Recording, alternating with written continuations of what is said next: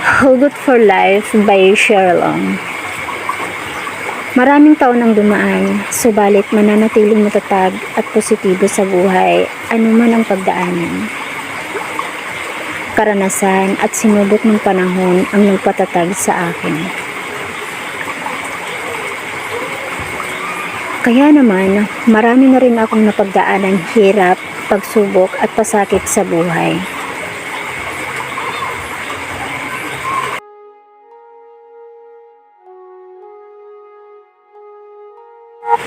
Ano mang unos ang pagdaanan, ilang bagyo man ang dumating at lumipas, pandemyang nararanasan, tuloy lang ang laban sa buhay.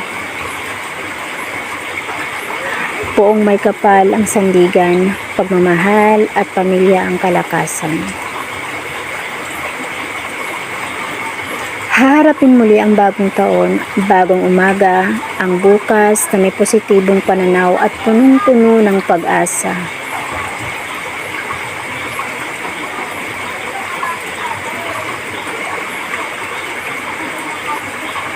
Pag-asa na sana maging okay na ang lahat kahit minsan na nakakapagod na.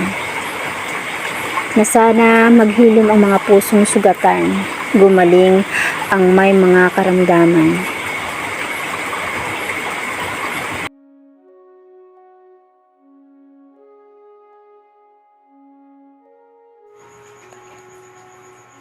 At sana manatiling mabuti ang may mga mabuting kalooban.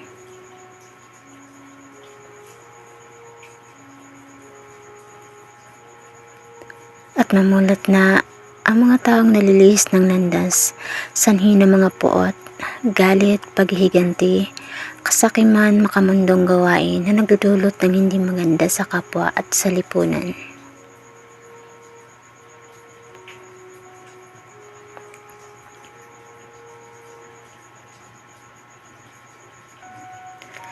Dumarating sa buhay na mararamdaman mo ang sakit at pasakit ng realidad ng buhay, upang ikay subukin at patatagin ng iyong tiwala at pananampalataya.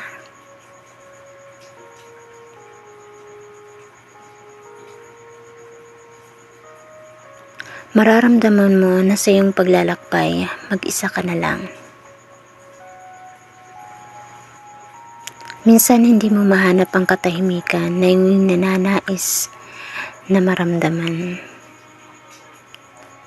Ang lungkot na parang ang hirap-hirap ng muling ibangon ang sariling lugmok sa kalungkutan, sanhi ng kasawian.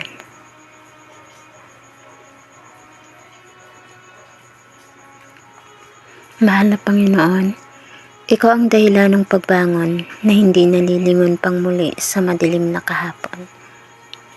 Written by Sherlong.